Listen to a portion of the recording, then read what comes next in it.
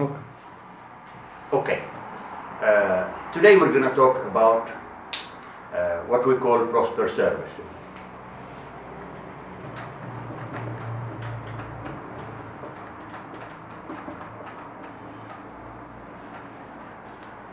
Prosper is an ASP.NET application. يعني it works on servers. Okay. It is a website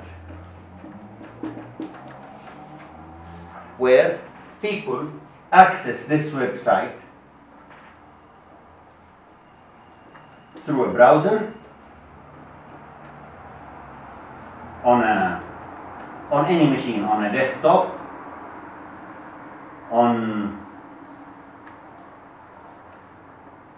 a laptop, or on any, let's say, tablet or phone, right? Okay. But this is the interface of Prosper. Most of the things that happen in Prosper happen in the interface. The rest, there is one thing called the back end, or the Prosper services. The Prosper services. What do I mean by Prosper services? I mean, when you ask Prosper here from a browser, when you ask Prosper to run a report for you, what happens when you ask Prosper to run a report?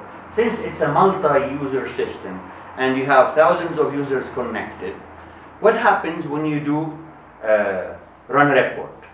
Running a report means you're sending a request to the website so the server can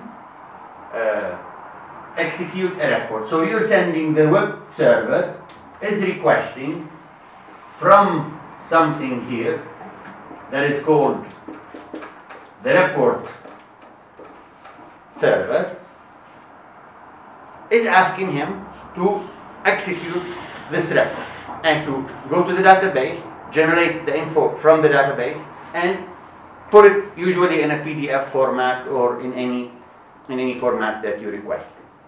So this is what the report server does. But one more thing. Let's say you ask Prosper to send an email. So you progress something, you progress a document, and the document will execute a request to send an email to somebody. So there is also another thing that goes to a request that goes to an email server with all the information that handle that. Are we okay? Yes. Good. The email server. If you have another one, let's say you tell Prosper you request approval for a document. You progress and you request approval for a document. When you request approval for a document, what do you get? You get an email will be sent from the requester to the person who should approve the document or reject the document. That's an email. That this person is requesting you to approve this document. The other thing is, how about he cannot do it right now? He's gonna do it when? After a while. Maybe the KPI of the company will tell you that an approval must be done within 4 days only. Now, the 4 days only, you need to be able to send him a reminder on the 3rd day, after 3 days, if he did not approve or if he did not take action, he or she did not take action within 3 days, you have to send him a reminder. That's what we call an alert. So you tell Prosper that if that person who I requested him to to approve a document did not approve the document, what do you get? Send him an alert. So there is something called an alert server.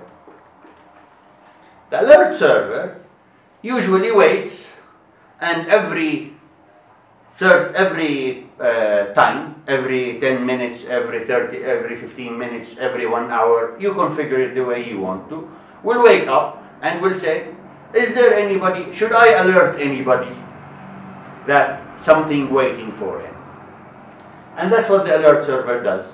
Automatically, 3 days before, after 3 days of the request, he will send him another, that server will send him another request. It's called, hey, you forgot to approve or reject this document, so you must take action. It's a reminder. It's a reminder. We call it the alert server. We're talking about some of these servers there are other servers.